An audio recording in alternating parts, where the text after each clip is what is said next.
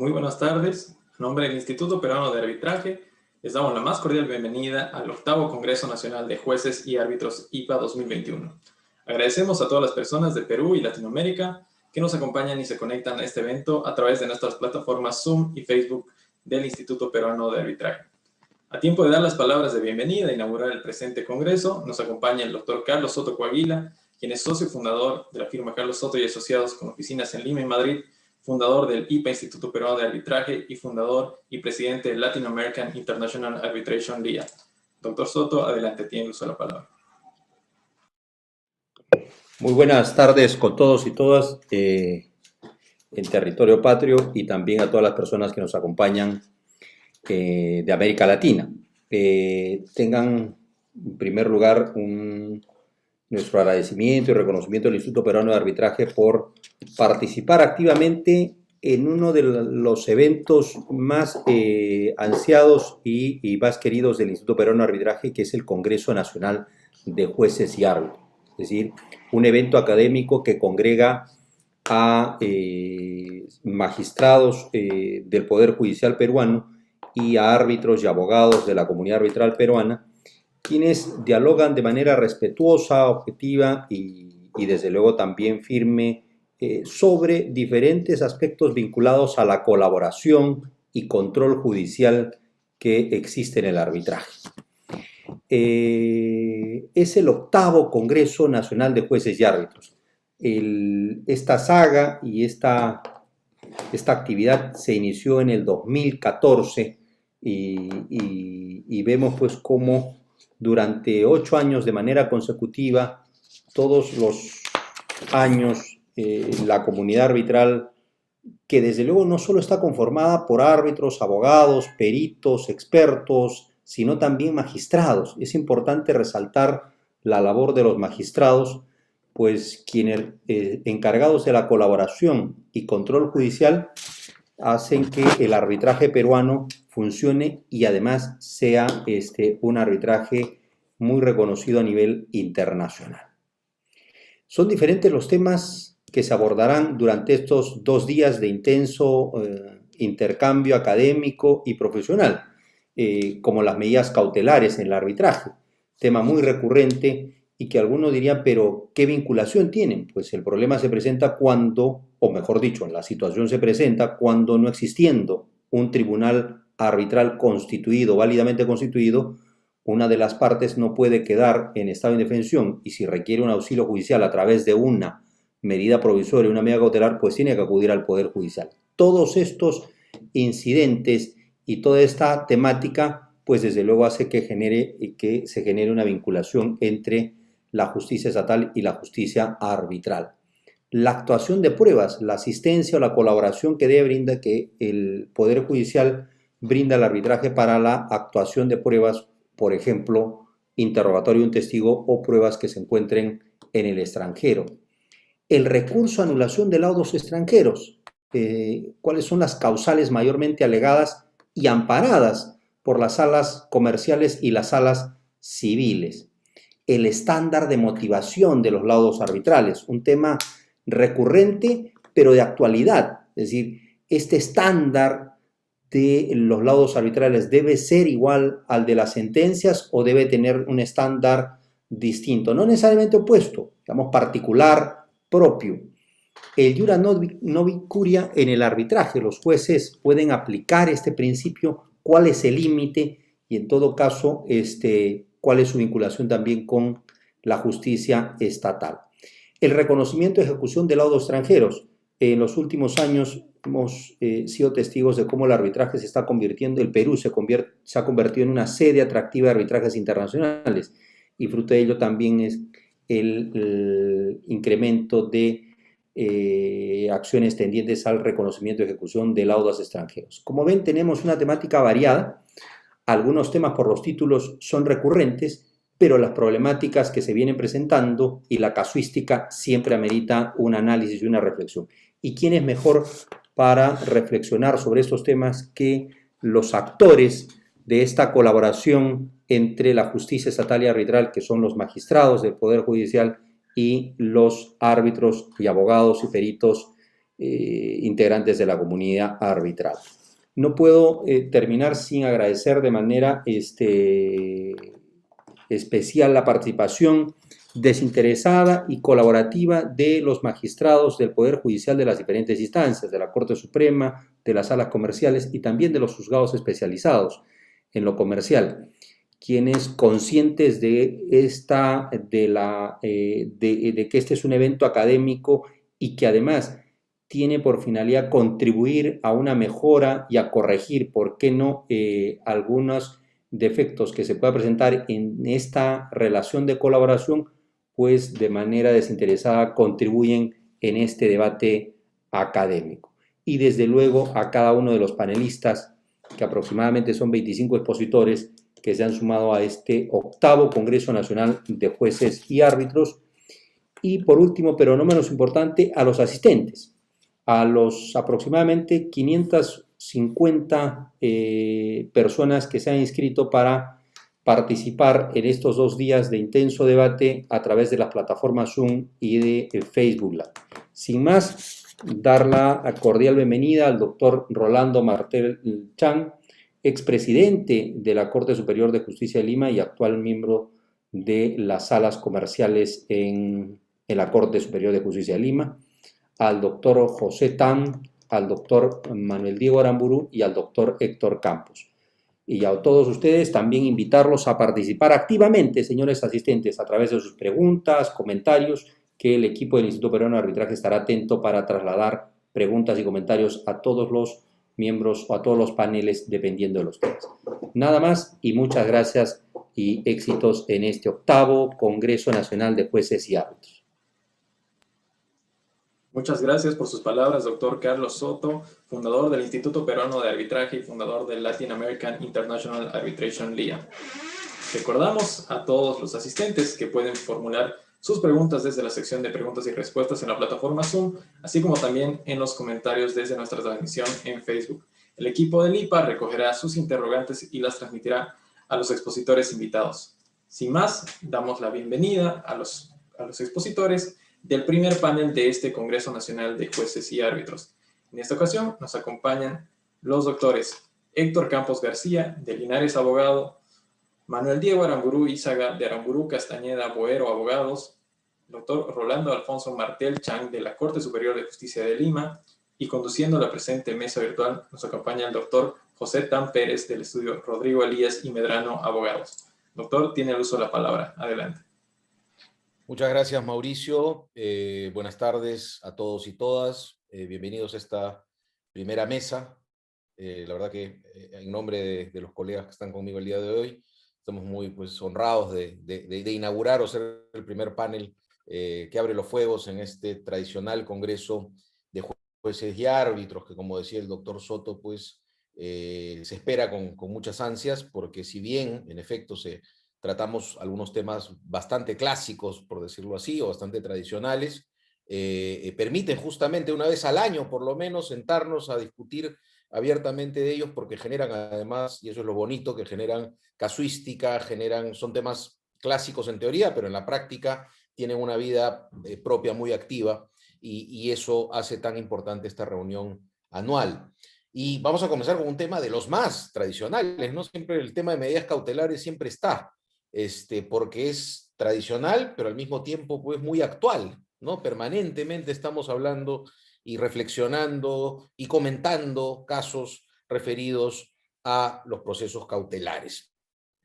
Y es que en sede cautelar, y solo voy a hacer una breve introducción general al tema y luego comentaré los puntos específicos que van a tratar mis colegas panelistas, en sede cautelar sigue, a pesar de lo clásico del tema, a pesar de la cantidad de doctrina, a pesar de la cantidad de jurisprudencia que podemos comentar, sigue estando instalados en muchas partes y muchos colegas abogados, la idea de que el proceso cautelar o las medidas cautelares son una forma rápida de llegar a la meta, ¿no es cierto? Y esa es una primera, desde mi punto de vista, una mala concepción de lo que es la medida cautelar.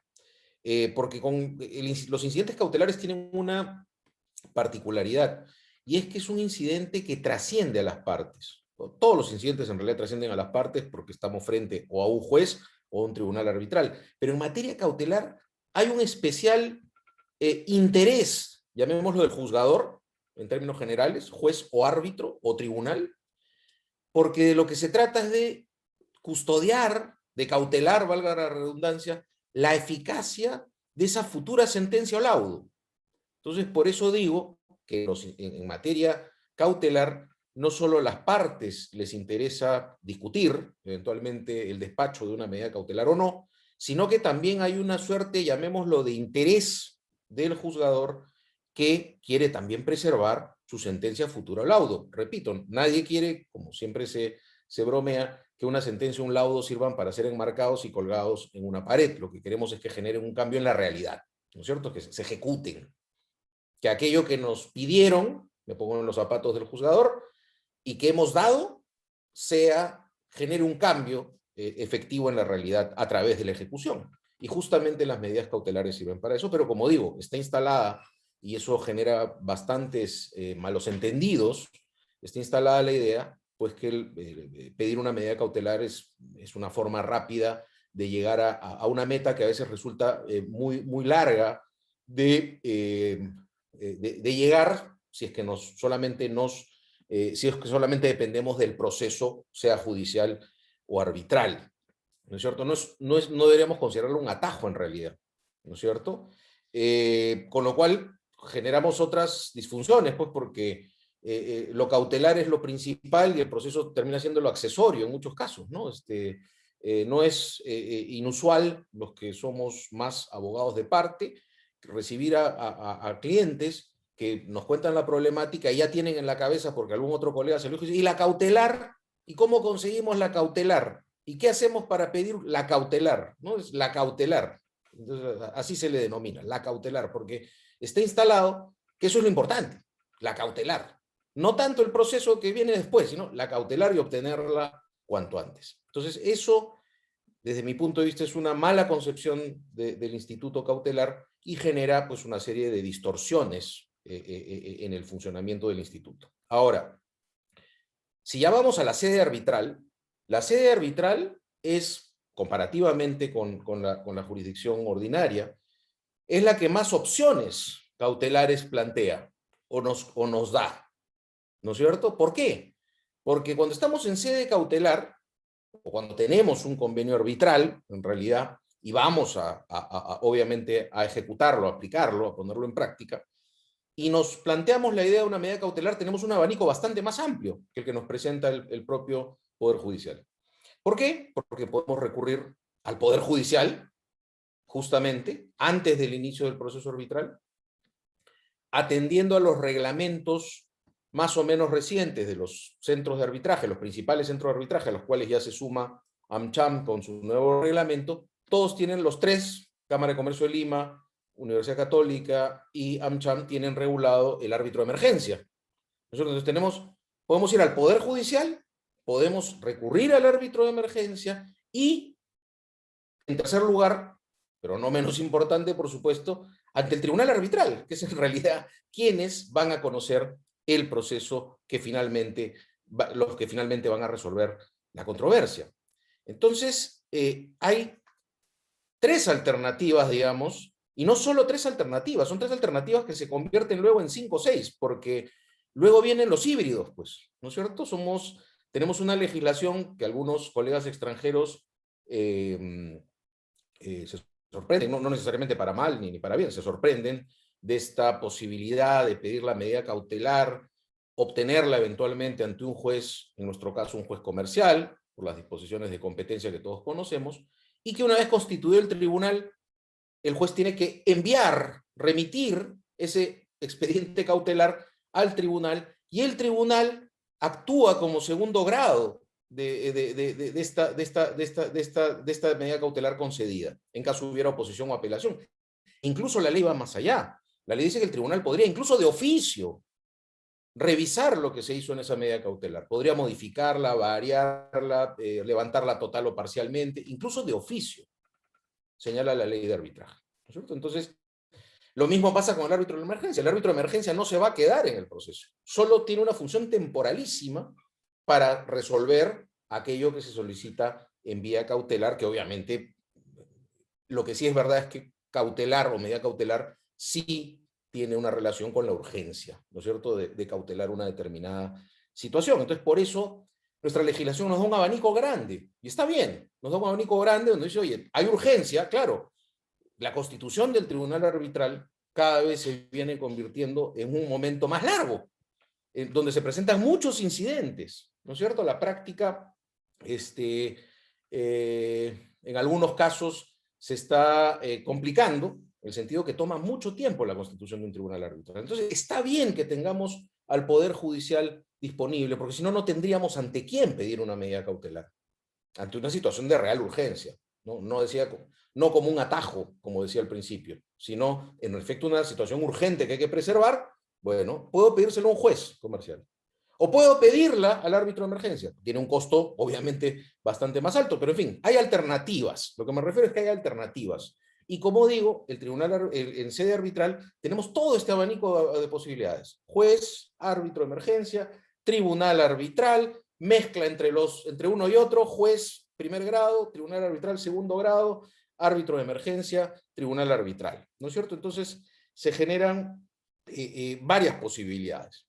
¿No es cierto? Varias posibilidades. Entonces, como entenderán, la problemática, o digamos, el tema cautelar en sede arbitral / judicial nos presenta pues un ámbito que nos podría dar para un evento completo. O sea, podríamos hablar de cautelares hoy y mañana, ¿no es cierto? Pero solo tenemos un espacio obviamente limitado a nuestro panel del día de hoy, y por eso tenemos pues hoy día a estos colegas que además el IPA, a quien agradezco por supuesto, no agradecí al principio la invitación, con suficiente énfasis, pero además siempre se ocupa de armar los paneles de esta manera, ¿no? En este caso tenemos, por ejemplo, al doctor Rolando Martel, que ha sido presidente de la Corte Superior de Lima, juez superior en lo comercial, que nos va a hablar sobre su experiencia, obviamente, en la ejecución judicial de medidas cautelares dictadas por tribunales arbitrales. Manuel Diego Aramburu, un reconocido árbitro y abogado, que nos va a hablar más bien de las medidas cautelares en sede arbitral, ¿no es cierto?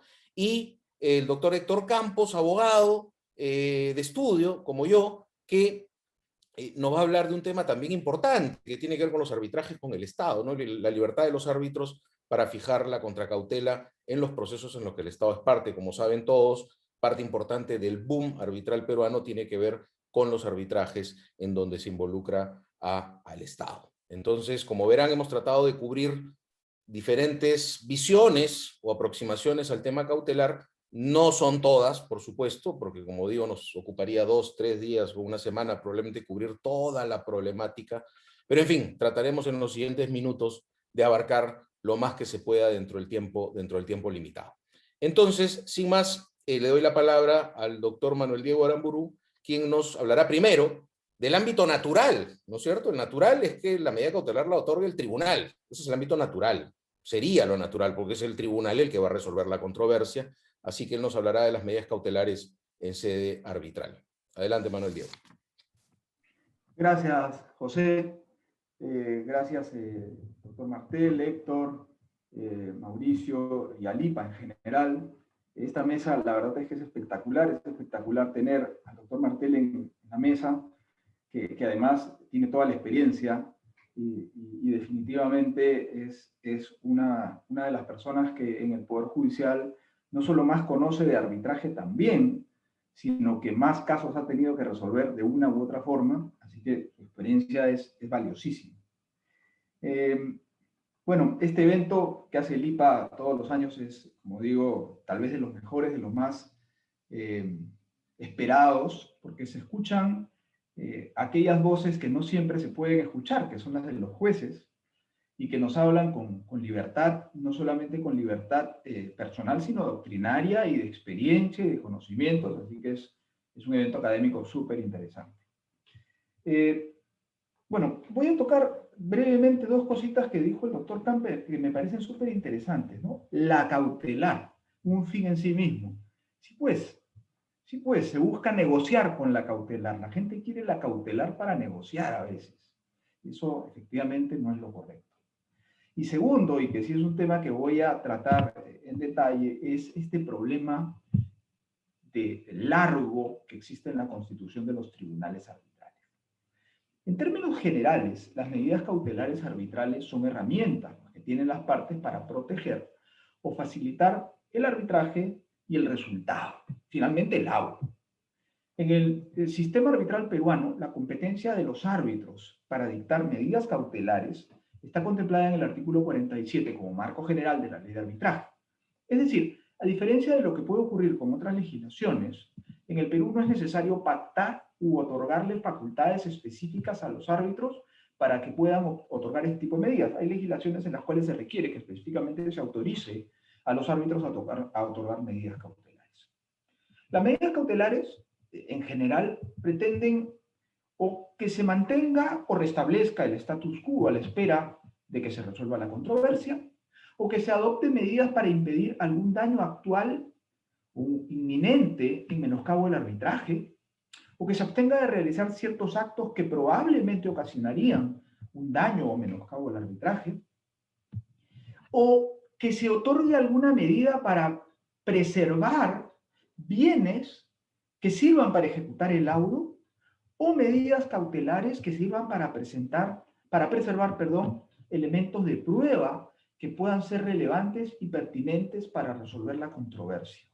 Tal vez esta última sea la menos común en el mundo judicial, pero les cuento nada más que a mí me ha tocado hace poco una medida cautelar que se pedía mantener unos escombros sin que fueran tocados, porque los escombros tenían que ser periciados, tenían que ser analizados para determinar la causa de ese daño.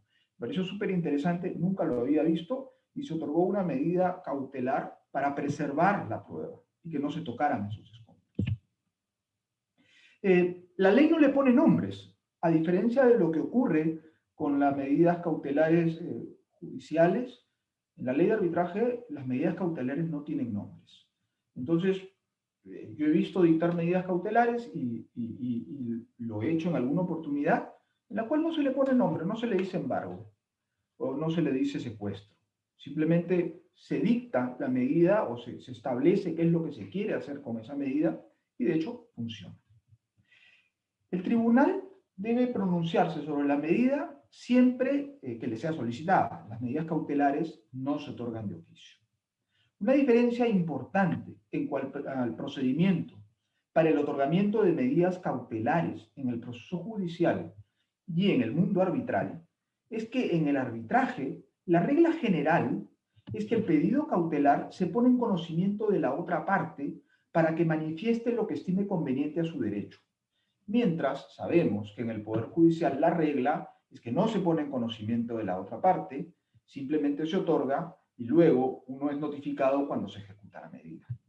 En el arbitraje, de manera excepcional, y siempre que el solicitante haya cumplido con justificar adecuadamente su pedido, el tribunal resuelve la medida cautelar sin ponerla en conocimiento de la otra parte. Pero esto no es lo común.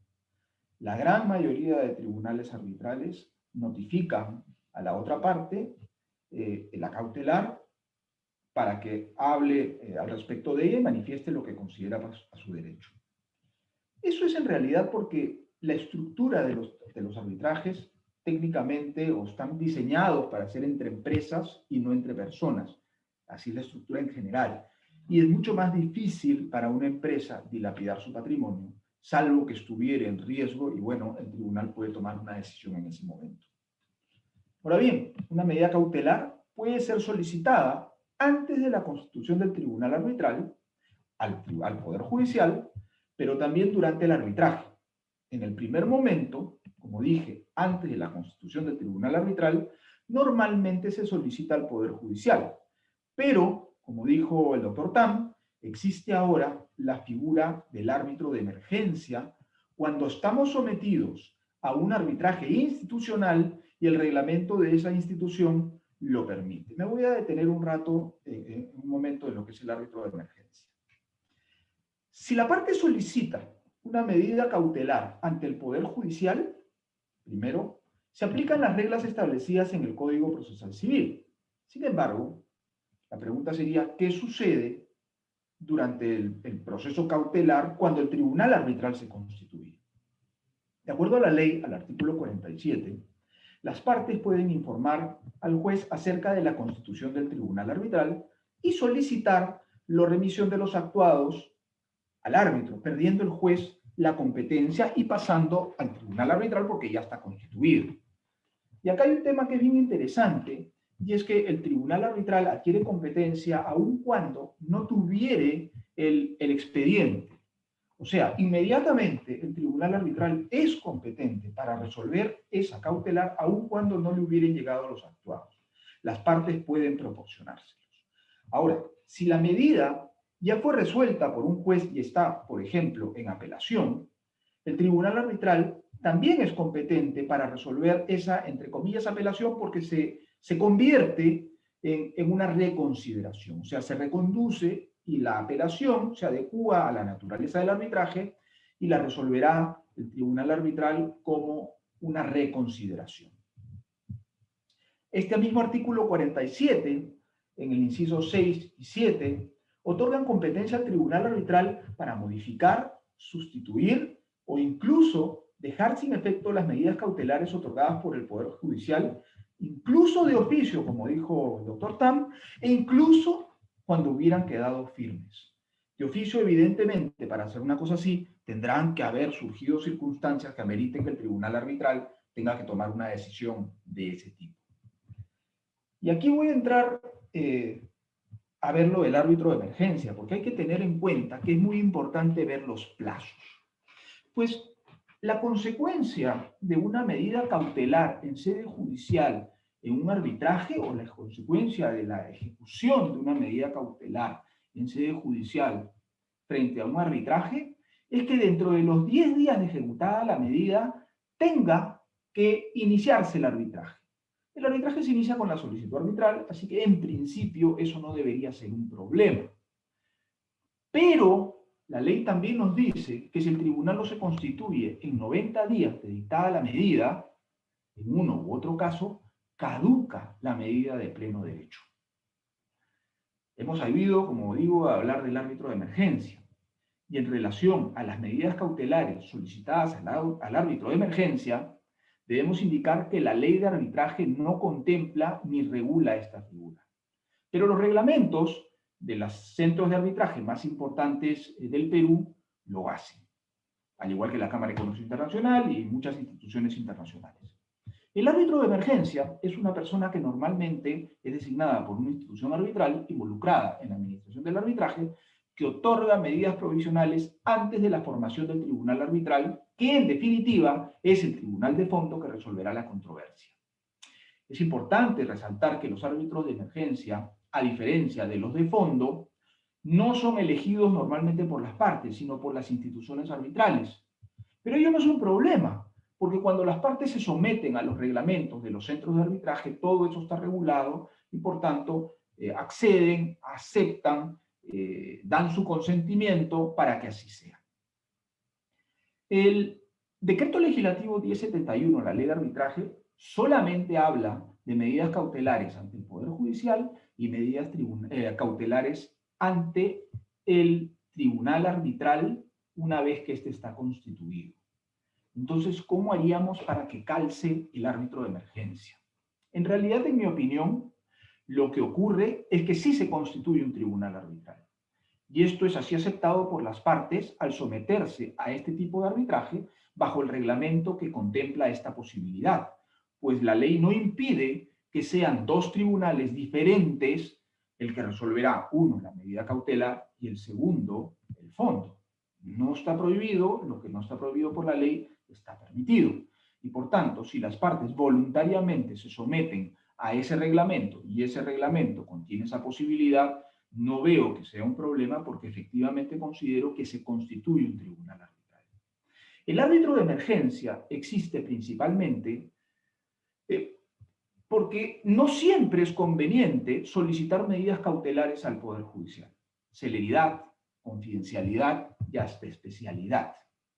Sin embargo, considero que hay una razón muy importante que se da por una circunstancia particular en el Perú que hace que el árbitro de emergencia sea casi una necesidad imperativa cuando alguien busca una medida cautelar.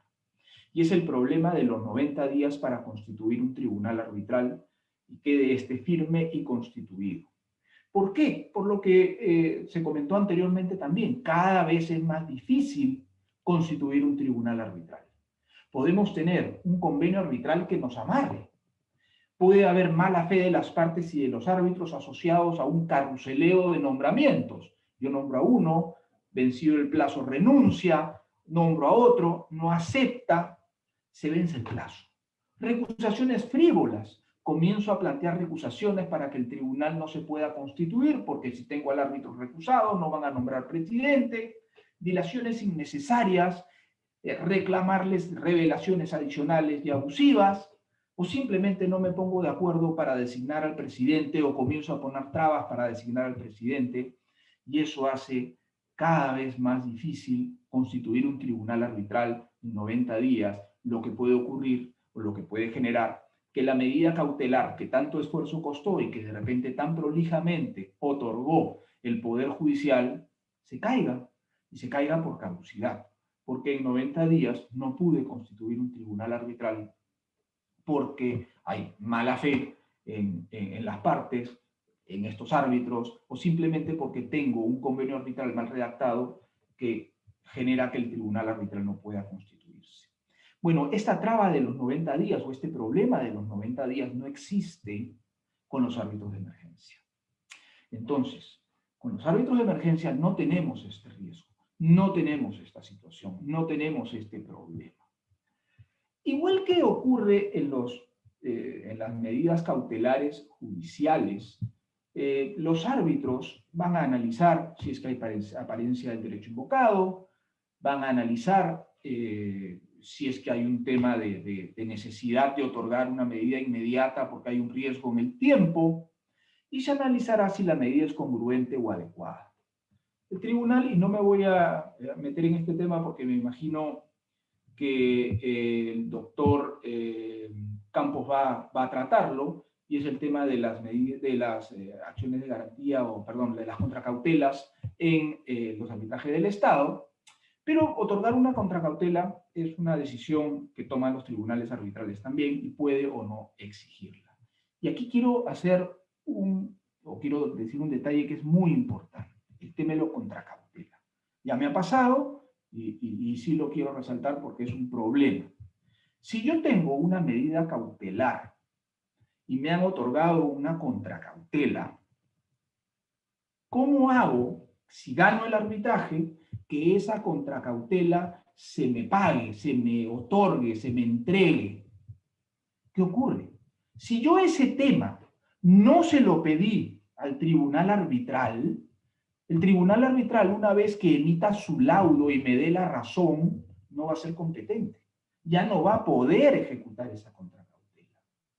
Entonces, muy importante, cuando uno solicite una cautelar y exija una contracautela, va a tener que señalarle al tribunal arbitral que si les da el derecho, ejecute esa contracautela o otorgue esa contracautela, y también lo haga en el laudo, porque de lo contrario, si el tema no se solicita, el tribunal no puede pronunciarse sobre hechos que no se le hayan solicitado. Y me ha pasado de tener algún tribunal que simplemente otorgó la contracautela, pero no se le solicitó, y a la hora de la hora emitió el laudo, no se pronunció sobre la contracautela, en ejecución del laudo le pidieron que ejecute la contracautela y él dijo no, no me lo pidieron en su oportunidad, no soy competente, no me puedo pronunciar.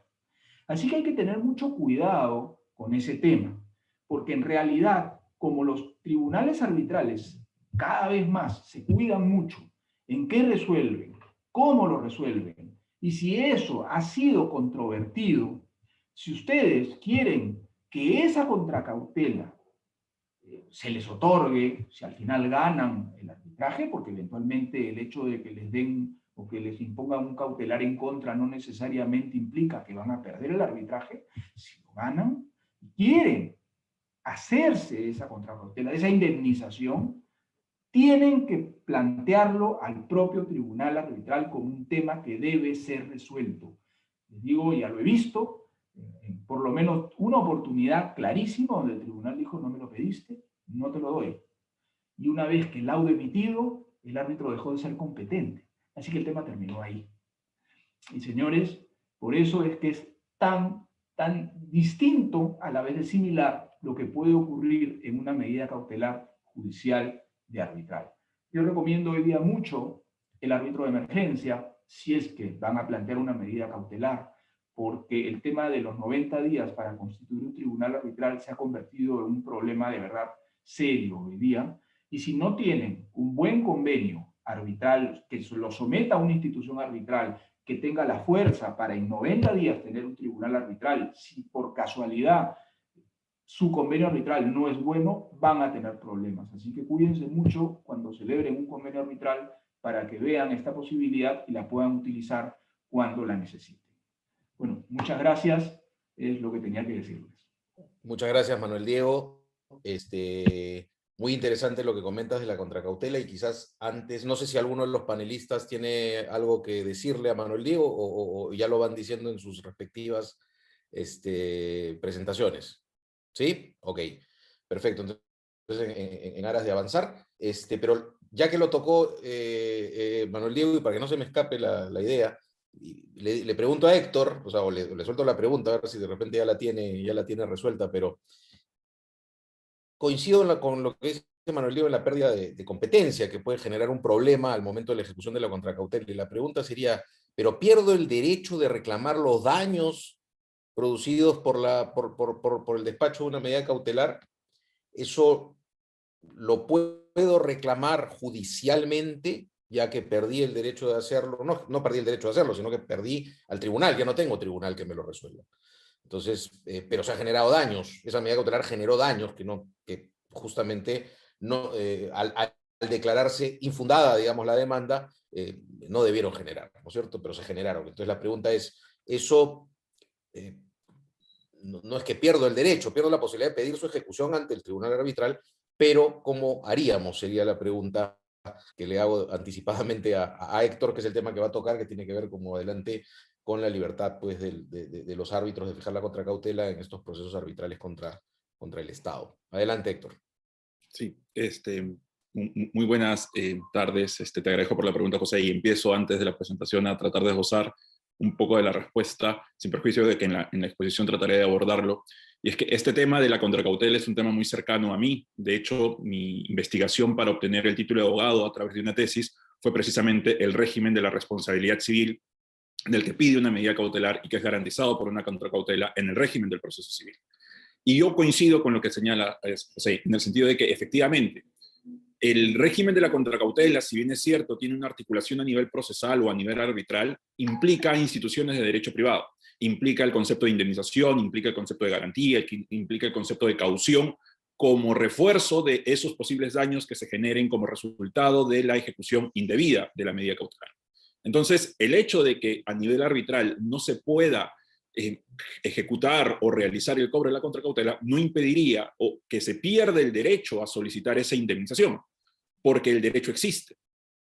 Tendrá que generarse una suerte de incidente particular para que se pueda realizar lo propio de la contracautela, porque si lo que está detrás es un tema de responsabilidad civil, eso no implica que no se tenga que realizar la liquidación exacta de los daños y perjuicios y ver si la contracautela es o no suficiente para poder realizar la cobertura de esos daños. Porque no hay que perder de vista que la contracautela, al ser una garantía, pues entonces puede ser que sea suficiente, con lo cual se cobra y podrá realizarse una devolución, o podría ser que sea insuficiente para la garantía de esos propios daños. Entonces, ese régimen material, ese régimen sustancial de la contracautela, definitivamente lo sigue teniendo la parte interesada y puede hacerlo valer a nivel procesal. Y sí habría que ver con detalle, quizás en un momento el profesor Martel nos ayude con esto, para ver cuál es la forma de encauzarlo correctamente. Es decir, si bien es cierto, de repente no fue materia de ejecución por parte del tribunal en el arbitraje, sí fue materia de laudo y podríamos tener un escenario de ejecución del extremo referido a la contracautela y que el título sea el propio laudo, ¿no? Entonces, esa sería mi primera aproximación del tema, José. Ahora, sin más, a menos que me indiques lo contrario, No, perfecto. Además coincido totalmente con tu posición, porque aparte está la pregunta, estaba pensando ahorita, disculpa que, claro, alguien podría pensar, como es una medida cautelar despachada por o concedida por un tribunal arbitral, en el caso que así lo fuera, o incluso por un juez, una medida cautelar concedida por un juez que el tribunal mantuvo, ¿no es cierto? O sea, que el tribunal mantuvo durante todo el proceso arbitral, esa responsabilidad o esos daños derivados de la ejecución de la medida cautelar no necesariamente son arbitrables. No, de hecho, no lo son. O sea, podríamos llevarlos perfectamente a una discusión judicial en los términos que tú señalas, incluso incrementando el monto de los daños si fueran mayores a la contracautela fijada, ¿no? Si la contracautela terminara siendo diminuta, digamos. Sí. ¿No? Y de ahí la importancia de lo que señalaba Manuel Diego, de que esto tienes que pedirlo en el arbitraje, ¿no? Porque si no se genera toda esta problemática a nivel judicial. Rolando tiene una opinión ahí. Sí, no, yo nada más recordar que en sede judicial, hoy el Código Procesal Civil tiene una regla para que la contracautela sea solicitada por quien alegó sufrir daños con su ejecución, con la ejecución de la medida, perdón, y eso está hoy día regulado. Antes no teníamos esa regla. Fue necesaria una reforma para decir ahora quién es el juez competente, en qué escenario se discute este tema de daños, pero la verdad es que hay unas reglas muy pequeñas, porque a la hora de trabajar ese tema de daños, aparecen un sinnúmero de situaciones que ya se tienen que ir implementando caso por caso, ¿no? Como por ejemplo, pensar en una audiencia hasta de pruebas incluso. Sí, en fase de ejecución, ¿no? Sí, pero es una discusión de responsabilidad, no es una liquidación. Correcto, correcto. Hay una liquidación que se puede controvertir eventualmente, ¿no? Muy bien, entonces hay que implementar varias cosas. Y antes, cuando no había esta regla de hoy en el código, antes de eso daba lugar a procesos de conocimiento. Según la cuantía, uno iba por allá a hacer ese viaje bastante prolongado, ¿no? Sí. Ciertamente, cierto. Muchas gracias, Rolando. Hacer una pequeña intervención. Claro, adelante. Han dicho una cosa que es bien interesante y aquí es donde se genera la mayor dificultad en el mundo arbitral, y es que el juez es competente porque es el juez. El árbitro es competente solo para lo que le dicen que debe ser competente. Y ahí está el mayor problema que yo veo, porque si bien un juez es competente naturalmente, eventualmente esa discusión, digamos que entra dentro de la esfera de su competencia en general. Y al margen de que el tema pueda no ser arbitrable, una vez que se mete al arbitraje y se discute en el arbitraje, y la otra parte lo discute, se convirtió en arbitrable. Entonces, por eso es tan importante intentar, por lo menos, que cuando uno recibe un cautelar en contra, por lo menos deje su línea puesta diciendo, señores, yo voy a ganar el caso y te voy a pedir que ejecutes la cautelar por tal y tal y tal razón. Porque de lo contrario... Y el momento sería el laudo para el porque si no ya muy tarde. Ya exactamente. Pero eso supone incorporar una pretensión en el proceso. Claro, pero se puede. Acuérdense que... No, de acuerdo. Digo, eso sí, claramente hay que plantear una pretensión. Sin duda, sin duda. Y es una pretensión que se plantea como consecuencia de un cautelar en contra. Claro. Entre comillas, una suerte de reconvención. Claro, digamos, claro, el momento en el que está afectado con la medida y contesta la demanda dirá, bueno, en el caso que mi posición prevalezca, quiero que se ejecute la contracautela y eso quede establecido así en el laudo, digamos, ¿no? Claro. Como un mandato de laudo. Lo que pasa es que... Eso da para una segunda tesis. Todo esto da para una segunda tesis. No, te hemos interrumpido. Adelante con tu presentación, por favor. Comenzamos entonces. Voy a compartir la pantalla. Ahí está. Me avisan, por favor, si es que se aprecia. Sí se ve bien, gracias. Listo, empezamos. En primer lugar, agradecer a los organizadores, agradecer por permitirme formar parte de esta mesa con excelentes profesionales. Y sin más, voy al punto del tema. Lo que quiero tratar en estos minutos es la problemática que trae el régimen de la contracautela en el ámbito de la arbitración con el Estado, en el ámbito del arbitraje con el Estado. Y esto a raíz de una modificatoria que se realizó el año pasado, en la cual se alteraba la natural vía como se puede constituir una contracautela, cuantificar la contracautela y ejecutar la contracautela, sobre todo por hacer énfasis a través de la modificación de que habrían ciertos aspectos o ciertas características de esta contracautela que se tendrían que tener en cuenta al momento en que se otorga. Entonces, eso ha generado mucha problemática en la práctica. De hecho, se ha criticado la reforma, que la vamos a ver en unos momentos, por el carácter desbalanceado o contrario a las reglas de equidad que tiene que haber entre el Estado y el particular cuando se está ante el arbitraje. Y de hecho, tribunales arbitrales en algún momento han inaplicado el alcance de esta modificación por considerarla que tiene un corte inconstitucional.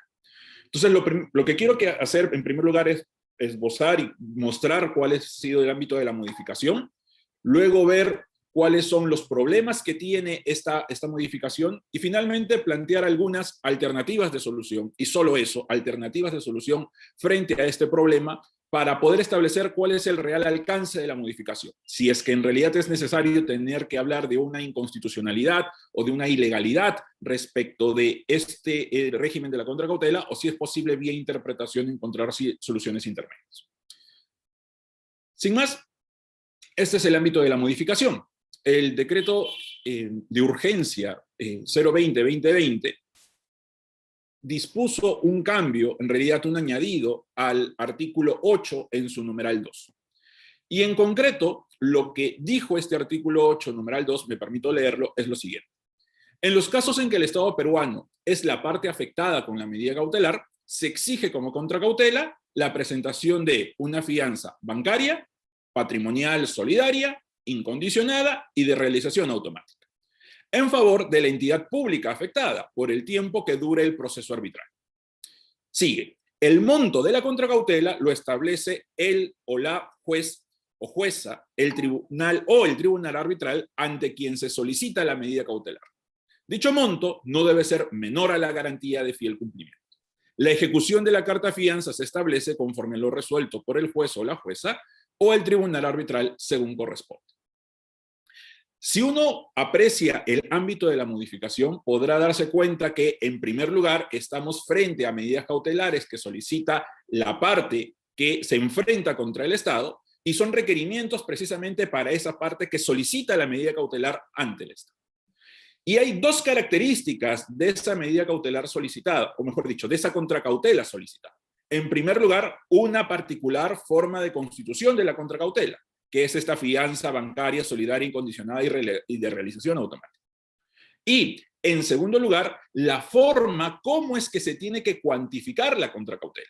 Esto es, indicándose que el monto de la misma no debe ser menor a la garantía de cumplimiento, a la garantía de fiel cumplimiento del contrato. Estas dos modificaciones, como les dije hace un momento, han generado críticas. Y han generado críticas porque, por ejemplo, el hecho de que se indique que la contracautela tiene que ser no menor del monto de la garantía de fiel cumplimiento trastoca la naturaleza de la contracautela. Hace un momento conversábamos que lo que busca la contracautela es esto, es una garantía por el resarcimiento del resarcimiento por la actuación de las resoluciones cautelares que a la postre son declaradas sin fundamento porque se pierde el proceso principal. Entonces, si lo que está de por medio al momento del cálculo de la contracautela es la garantía de ese resarcimiento, que yo involucre como factor o como parámetro para calcular la contracautela una garantía de fiel cumplimiento que tiene como finalidad precisamente garantizar el cumplimiento del contrato, es confundir la obligación garantizada de estas dos garantías. Una cosa es la garantía del fiel cumplimiento del contrato y otra cosa es la garantía por el resarcimiento de los daños que una medida cautelar puede generar. Y de hecho, esto atenta contra lo que, digamos, de forma no unánime, pero sí mayoritaria, se entiende que son los criterios para fijar la contracautela, que son distintos a los criterios para fijar la indemnización de los daños derivados de la actuación cautelar. Si estamos hablando de la contracautela, pues criterios de cuantificación son, por ejemplo, la probabilidad de que el daño se pueda generar. Daño para el afectado con la cautelar, daño para los terceros si esta cautelar tiene un impacto en terceros. O, por ejemplo, la estimación de los daños que se derivan de la medida cautelar. No solamente la probabilidad, sino la estimación de estos propios daños. por ejemplo, la solvencia económica de la persona que va a ser afectada con la medida cautelar. O, por ejemplo, la disponibilidad de pago del solicitante de la medida cautelar. Estos 4 criterios son más o menos criterios aceptados por la doctrina y en legislación comparada cuando se habla de criterio del cálculo de la contracautela. Nada tiene que ver aquí cuál es el monto del contrato o cuál es la garantía del contrato por fiel cumplimiento. De hecho, en la reciente propuesta de reforma del Código Procesal Civil, en la parte de contracautela, en la parte de cauciones, se han incorporado por lo menos 3 de estos requisitos a la propuesta de articulado para el régimen del cálculo de la contracautela.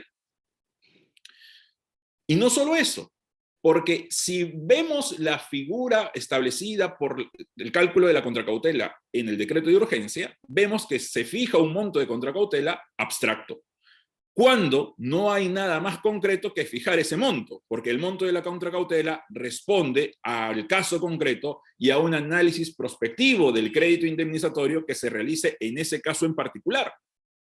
Dependerá de las características no solo de la medida cautelar, sino de estos criterios específicos que he señalado para poder establecer cuál es el monto de la contracautela que procede en este caso, y no establecer una regla general y abstracta con el cual el monto, la contracautela tiene que tener una forma y el monto de la contracautela es aquel que dispone.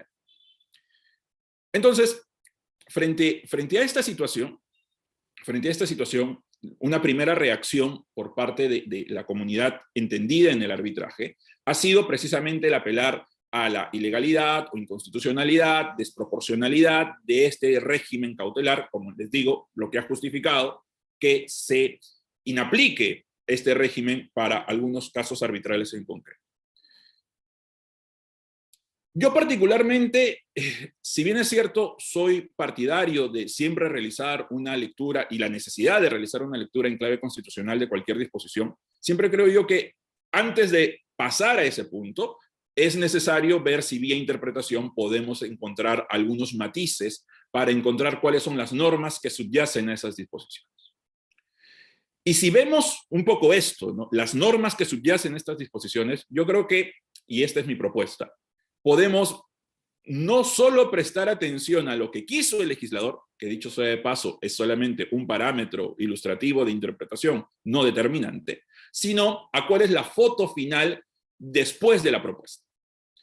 Si uno repara en dónde se ha hecho la modificación no se ha hecho en el numeral o en el artículo 47, que hace un momento Manuel luego mencionaba, que es el régimen general para obtener medidas cautelares. La modificación no se ha hecho en la ley de contrataciones con el Estado. La modificación se ha hecho en el numeral 8, en el numeral 2 del artículo 8 del decreto legislativo 1071 que rige el arbitraje en general. Y si uno mira cuál es la finalidad de ese artículo 8, numeral 2, encontrará que es un establecimiento de la competencia judicial para la concesión de la tutela cautelar cuando el tribunal arbitral aún no se ha constituido, en principio. Entonces, esa es la finalidad del artículo 8 en su conjunto. Fijar la competencia judicial para aquellos casos en los cuales se requiera la colaboración, sea en el ejercicio de la solicitud de tutelas cautelares, o de procesos de ejecución, o de actuación de pruebas, donde el Poder Judicial ayuda, colabora o controla, pero colabora en este caso con el sistema arbitral. Entonces, el hecho de que se haya establecido la modificación aquí, por más que la intención del legislador haya sido que sea una norma general, que sea una norma aplicable para todos los arbitrajes, o que sea una norma que se pretenda aplicar para todos los arbitrajes donde el Estado es parte y sea afectado por una medida cautelar, o pretenda ser afectado por una medida cautelar, lo que, digamos, le salió al legislador fue algo muy distinto.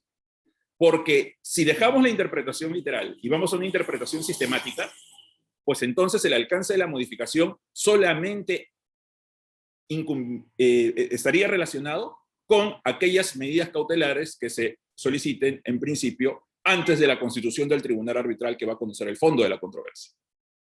Ese sería el margen de actuación de la modificación, por la forma, por el fondo y por el lugar en el cual ha sido realizada la modificación. Bajo esta perspectiva, es decir, si es que la foto final me muestra que esta norma en particular se aplica solamente allí donde se regula la competencia judicial es una norma claramente aplicable, única y exclusivamente para aquellos escenarios en los cuales el tribunal arbitral que constituye el fondo aún no se ha constituido. ¿Eso qué nos lleva como consecuencia? Nos lleva como consecuencia afirmar que esta disposición no se aplica para aquellos escenarios en los cuales el tribunal arbitral ya está constituido, el Estado es parte y tiene que dictar una medida cautelar en contra del Estado.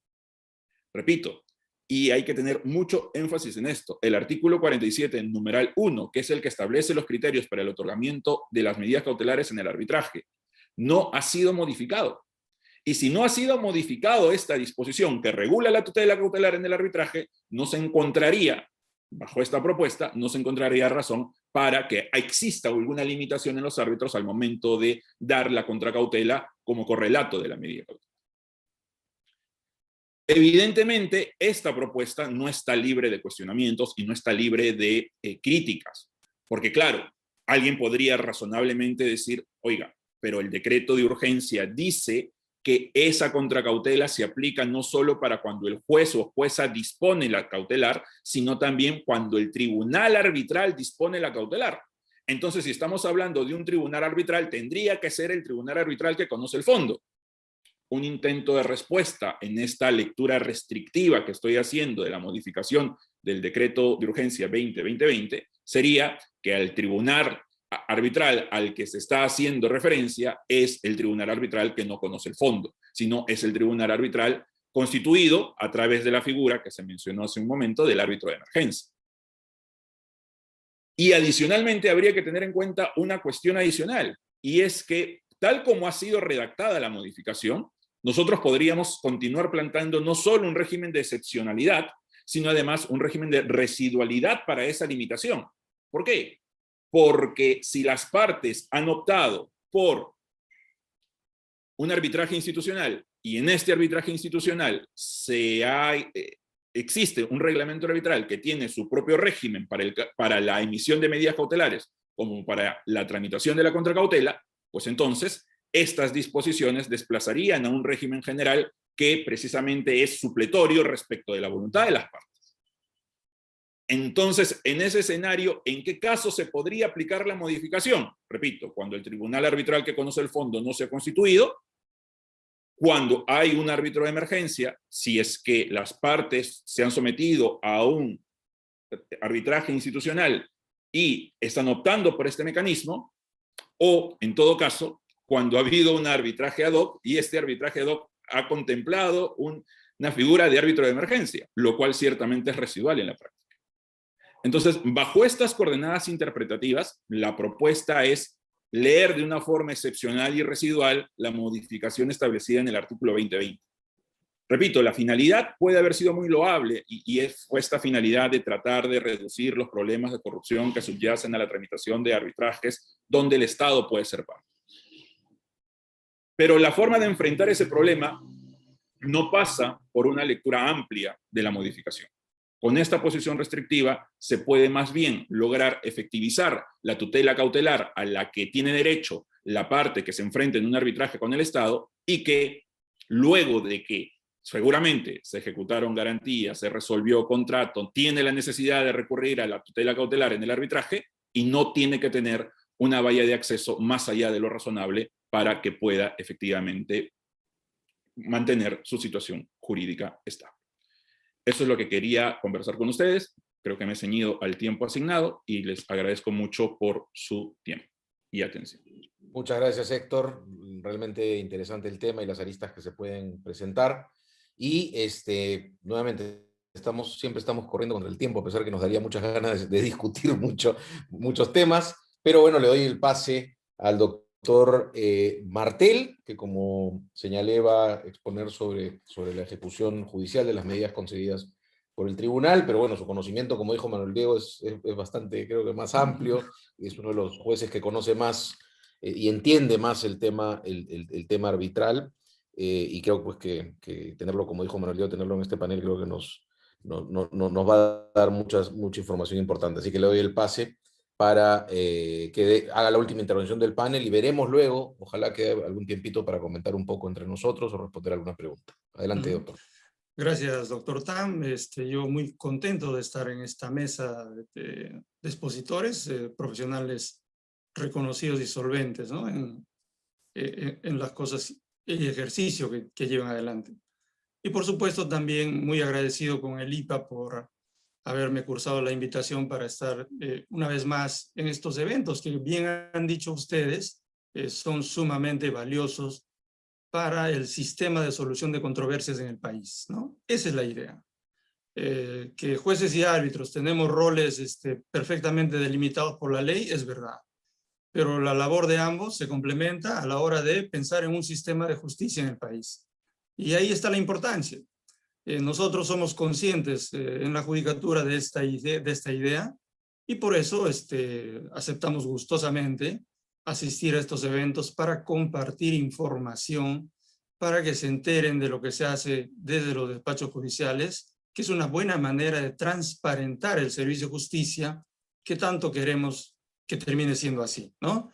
Así que en esa dirección andamos un buen sector en el Poder Judicial hace horas y espero que se continúe hacia eso con mayor profundidad. El tema que se nos ha encargado trabajar es sin duda muy, muy relevante, ¿no? Porque cuando hablamos de medidas cautelares, estamos hablando de tutela jurisdiccional efectiva, pero además estamos hablando de tutela jurisdiccional efectiva en el componente derecho a ejecutar resoluciones, ¿no? Han dicho los expositores ahí que con la tutela cautelar lo que hacemos es asegurar el cumplimiento de la futura decisión, la llamada tutela asegurativa. Entonces, trabajar medidas cautelares de manera adecuada en el país es importante. Y de hecho, también pues en sede arbitral, ¿no? Porque mañana ese va a ser uno de los puntos de contacto entre el arbitraje y el Poder Judicial, como ya se ha comentado aquí con propiedad. Entonces, conscientes de eso, ¿no? Jueces y árbitros, de saber que trabajar medidas cautelares supone entrar en la tutela efectiva, pero pensar en ese derecho a ejecución de resoluciones judiciales. A ver, si eso no es lo más importante, la tutela jurisdiccional efectiva, que Chamorro Bernal llama la tutela de cuarto grado, si eso no es lo más importante, diría uno, ¿qué podría ser? ¿No? Es verdad, nadie litiga para tener un laudo, una sentencia y luego guardarla como trofeo de guerra. Lo natural es litigar para que lo que se dice en el laudo y en la sentencia mañana se ejecute. Entonces, la herramienta, ¿no?, para contribuir a hacer efectiva esa sentencia es pues la tutela cautelar, que por lo tanto forma parte de nuestro catálogo de derechos constitucionales, ¿no? Las personas tienen derecho a la tutela cautelar como un derecho constitucional y los jueces y árbitros tienen el deber de brindar esa tutela cautelar. Entonces ese es un marco constitucional que hay que considerar, tener en cuenta cuando se trabajan medidas cautelares, ¿no? También se ha dicho aquí en el panel, y eso es completamente cierto, que pensando en medidas cautelares vinculadas al arbitraje, es posible pedir medidas cautelares a los jueces antes de instalarse el tribunal arbitral, ¿no es cierto? Llamémosle medidas cautelares fuera del proceso arbitral, pero también el otro punto de vinculación es cuando los árbitros dictan medidas cautelares y vienen a ejecución a sede judicial, ¿no? Que ese es el otro escenario. Entonces, vemos cómo en estos dos espacios seguimos hablando de medidas cautelares y el punto de conexión entre arbitraje y jurisdicción ordinaria es bastante, diríamos, notorio, ¿no? Esos son los escenarios y en base a eso yo iría, por los minutos que tenemos y abriendo también posibilidad del intercambio de pareceres con el panel y seguro con los asistentes, y hablándoles a propósito de algunos temas puntuales casuísticos, a ver, que sirvan para promover el diálogo, ¿no?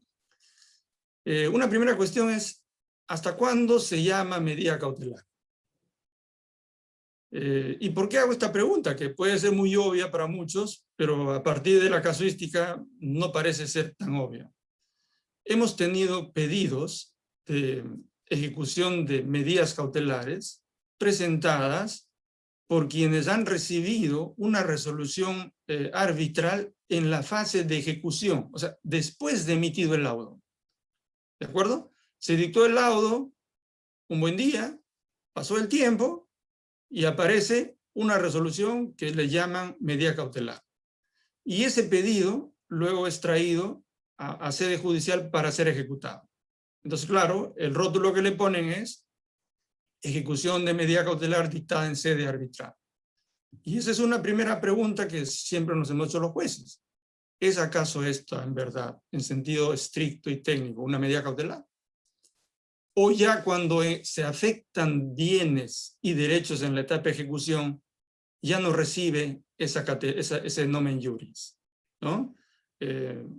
La medida cautelar, y esto he podido reparar que también aparece en la ley de arbitraje, es aquella que se dicta mientras no haya laudo emitido, ¿no? Tendría que ser fuera de proceso y mientras no haya laudo emitido. Una vez emitido el laudo, ya hay derecho, si es que hay un vencedor, hay derecho, y luego este tiene derecho a afectar bienes, claro que sí, y a afectar derechos de su adversario. Pero esas decisiones adoptadas en ese escenario no son propiamente medidas cautelares, ¿no? Entonces, esos pedidos, por ejemplo, traídos en ese contexto, no han sido atendidos, ¿no? Hasta donde estoy informado por la judicatura. Y, claro, esto uno diría, pero ¿por qué el juez se mete a revisar ese tema si la ley dice que tiene que ejecutar simplemente? Pareciera ser el mandato de la norma. Pero claro, la norma dice ejecute medidas cautelares. Y ese creo es el límite. Entonces, si en un tribunal arbitral o un árbitro único, que en el Perú no solo son los centros de arbitraje que ustedes han comentado, sino que hay una labor arbitral bastante más intensa que la de los centros de arbitraje, y están trabajándose en el país, ¿no? Y en la propia ciudad de Lima. Entonces, ahí hemos encontrado una limitación para atender ese tipo de solicitudes, y evidentemente eso no ha sido trabajado, ¿no? Por esta, diríamos, disquisición válida de hasta dónde se entiende o cuál es la naturaleza de una medida cautelar, ¿no? Entonces, ahí tenemos un tema. Pero no solo eso, ¿no?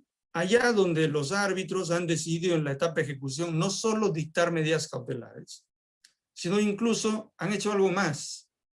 Porque claro, ¿por qué el árbitro, si dicta la medida cautelar, no la ejecuta? Porque no tiene el imperium, ¿no? El jus imperium. Entonces tiene que buscar al juez. Pero ahí yo recuerdo en alguna de las mesas de conversación que teníamos en algunos eventos anteriores, esto de yo ejecuto mis resoluciones arbitrales, tampoco parece que hay un consenso, ¿no? En el país si se tiene o no el jus imperium. Por esa chance que la ley le da a los tribunales arbitrales de ejecutar sus propias decisiones, salvo, ¿no? Bueno, autorizadas por las partes, se entiende, salvo, se dice en la ley que requiere el auxilio de la fuerza pública, ¿no? Entonces ahí está un límite y, si necesito fuerza pública, busco a los jueces para que ellos con el jus imperium ejecuten. Perfecto, ¿no? Entonces les decía, entonces esas resoluciones dictadas en la etapa de ejecución, que técnicamente ya no son medidas cautelares, han venido a ser ejecutadas, ¿no es cierto? Porque los árbitros que la dictaron no pudieron ejecutarla. Entonces una primera, diríamos, tipo de casuística. Pero ha habido otra, ¿no? Otra casuística que, a partir de la cual hemos tomado conocimiento que efectivamente, dictada esa medida cautelar, se ha procedido a la ejecución de la medida cautelar, que incluso se ha materializado en el remate de los bienes afectados, ¿no? Claro, luego dictan otra resolución que le ponen nombre también laudo, ¿no? Laudo, para que el juez, y lo traen a sede judicial, ¿no? Para que el juez, claro, esto ya no es ejecución de medida cautelar, pero tiene vinculación porque nace con una medida cautelar ejecutada en la vía arbitral, se concluye con una transferencia de bienes, se emite entonces en vía arbitral una resolución que transfiere los bienes, y como claro, el que está en posesión del bien no quiere salir, lo que hacen ahora sí es venir a sede judicial para pedir la ejecución de un laudo, nuevamente le llaman laudo esta vez, ¿no? Pero si uno lee con cuidado, cómo es que existe esta resolución que ahora se denomina laudo. El origen es a partir de una medida cautelar, entre comillas, que la llaman así, dictada en la etapa de ejecución del laudo arbitral. Luego siguen los siguientes actos de ejecución forzada, concluye con la transferencia de bienes y luego para desalojar pues al ocupante buscan el auxilio, ¿no?, del Poder Judicial. Entonces, adviértase que, fíjense, ¿no?, esto de que los árbitros dictan medidas cautelares y para ejecución pueden llevar adelante debidamente autorizado para las partes o aquello que les ha sido autorizado y no hacerlo si es que requieren de auxilio de la fuerza pública.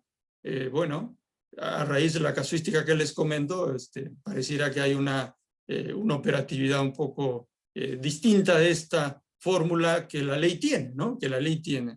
Pero está ahí, ¿no? Eso existe y hemos podido enterarnos, repito, a partir de este tipo de pedidos. Evidentemente, en el Poder Judicial, esas resoluciones que en la etapa de ejecución han pretendido, por ejemplo, bajo el rótulo del laudo, ¿no?, ejecución del laudo, desalojar a propósito de remates hechos en la vía arbitral, tampoco han funcionado, porque tenemos que el mandato legal es ejecución del laudo, ¿no? Ejecución del laudo.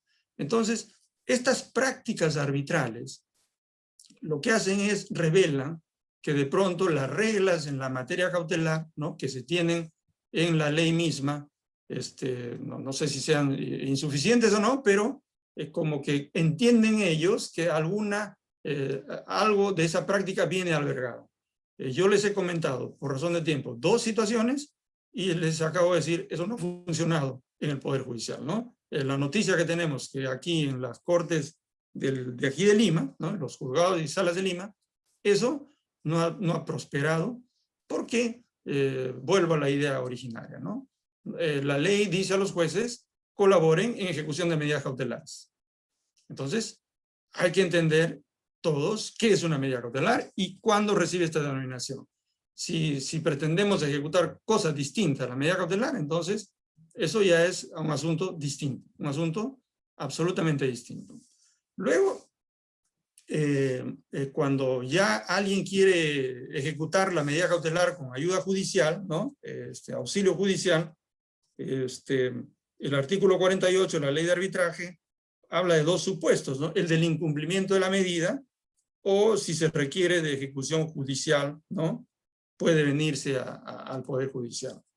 Claro, imaginamos que lo lógico es que se cumpla pues las órdenes arbitrales también, ¿no? Pero supongo que pasa como en el Poder Judicial, quien perdió, ¿no?, lo último que quiere es cooperar con eso, ¿no? Y hay que ir con medidas para hacer que eso se cumpla, ¿no? Por eso se busca al Poder Judicial y esa es la dirección que hay que tomar, ¿no?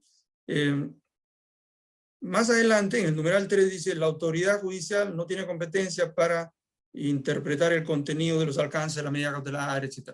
Pero vuelvo a la idea a propósito del caso anterior. Nadie pretende, ¿no es cierto?, revisar si efectivamente allí el tribunal arbitral trabajó bien los presupuestos cautelares, ¿no? Eso no es la idea. Simplemente reconocer qué es lo que se puede hacer a partir de un pedido de esa naturaleza. Ejecute medidas cautelares, punto. No hay medida cautelar, no se ejecuta. Aunque tenga ese rótulo. Luego tenemos que ver cumplimiento de presupuestos, ¿no? Porque claro, la ley dice, mira, si te trae la resolución cautelar más los actuados arbitrales, ya, dale trámite. No es una mesa de partes del Poder Judicial. Hay filtros necesarios. Por ejemplo, y si se quiere ejecutar la resolución cautelar a un tercero, y eso se advierte de los documentos del expediente, bueno, yo imagino que nadie está pensando que entonces el juez deberá cumplir la resolución cautelar, independientemente de si eso va a afectar a un tercero o no, que no tiene ni siquiera presencia en el proceso arbitral, ¿no? Yo, allí me parece que tenemos que ser un poco más cuidadosos, porque de otro lado, podríamos terminar afectando derechos de terceros, ¿no? Una lectura en ese sentido creo que no parece la más adecuada. Y esto además ya va conectado con un tema que antes los jueces detectamos, y ya les hablo del 2010, o sea, fíjense, más de 10 años, cuando se pretendía ejecutar laudos contra terceros, ¿no? Allí también, en aquel tiempo, el mensaje mayoritario era: ejecuta en sus propios términos, no puedes, ahí la parte resolutiva dice, se ejecuta contra todos, incluyendo el tercero, pues, ¿no? Y los jueces dijimos, no, porque la cosa juzgada, y eso pues se entiende así, vincula a quienes han litigado, ¿no? Y si alguien nunca litigó, ¿cómo le vamos a ejecutar el laudo? Y eso lo conversamos en plenos jurisdiccionales, tomamos acuerdos, los jueces, el 2010 está publicado eso, y controlamos ejecución de laudos contra terceros. Lo mismo, ¿no es cierto?, respecto de medidas cautelares, porque en caso contrario, reitero, podríamos estar contribuyendo a que se afecten derechos de terceros, y eso no creo que sea lo más sano para un sistema de justicia que debe contribuir a la tutela efectiva y no en sentido contrario, ¿no? Un comentario final tiene que ver con las reglas de juego en sede judicial y arbitral para dictar medidas cautelares, ¿no? Ya lo ha dicho el doctor Aramburu, en el caso de los jueces la regla es inaudita parte, y para el caso de ellos, de los árbitros, la regla general es audita parte y solo por excepción inaudita parte, ¿no?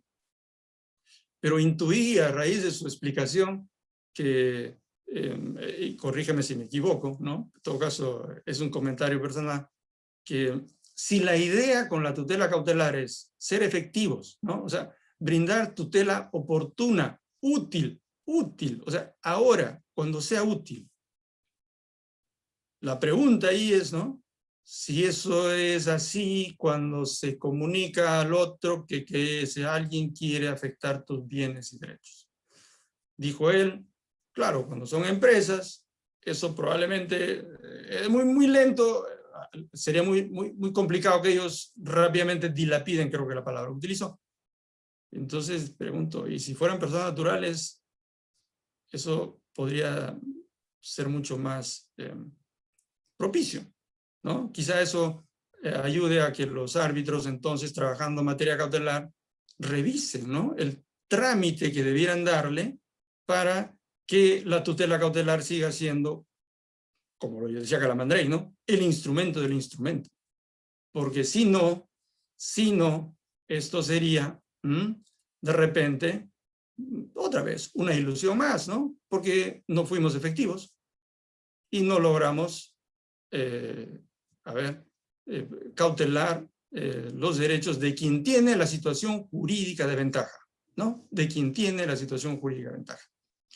Bien, el tiempo es, en este caso, en materia cautelar, el tiempo es fundamental, y cuando se habla de temas cautelares también. Muchas gracias. Gracias. No, muchas gracias, doctor Martel. Siempre nos trae temas importantes sobre los cuales reflexionar. En efecto, tan importante como los árbitros piden ser entendidos, ¿no es cierto?, y comprendidos, y el arbitraje pide ser comprendido, tan importante como eso también es que los árbitros sepan y conozcan también que el Poder Judicial, y me gustó mucho esa frase, el Poder Judicial no es una mesa de partes nada más, ¿no? O sea, no puede serlo, esa no es su función tampoco. Entonces también tiene que haber un conocimiento mutuo para justamente, por ejemplo, en el caso que usted ponía de laudo contra tercero, por ejemplo, está claro que no podría simplemente seguirse la literalidad de laudo cuando violenta eventualmente derechos constitucionales como el debido proceso. Bueno, creo que hemos sido bastante escrupulosos con el tiempo, tenemos hasta las 6:20, son las 6:23, no tenemos tiempo para más, además ya tenemos presentes a los doctores Amprimo, a quien saludo, al doctor Fernando Rodríguez Ancobaldo, al doctor Fernando Meléndez, que son ya los integrantes del próximo panel, y no quiero detenerlos en el desarrollo del tiempo que les toca, así que les agradezco a todos los asistentes, le agradezco nuevamente a Lipa, y en nombre de mis colegas del panel, bueno, nada, simplemente agradecer nuevamente y quedamos a su disposición para otra oportunidad. Ojalá que no tengamos que esperar un año entero para otra vez reunirnos jueces y árbitros, quizás podemos hacerlo con más frecuencia. Así que un gran abrazo y saludos nuevamente a mis colegas del siguiente panel. Adiós. Gracias, buenas tardes. Hasta luego. Gracias. Muchas gracias, hasta luego. Muchas gracias. Muchas gracias, doctores, por acompañarnos en este primer panel de este Congreso Nacional de Jueces y Árbitros IPA. Agradecer, por supuesto, la conducción del doctor José Tam en este primer panel. Sin más, damos la bienvenida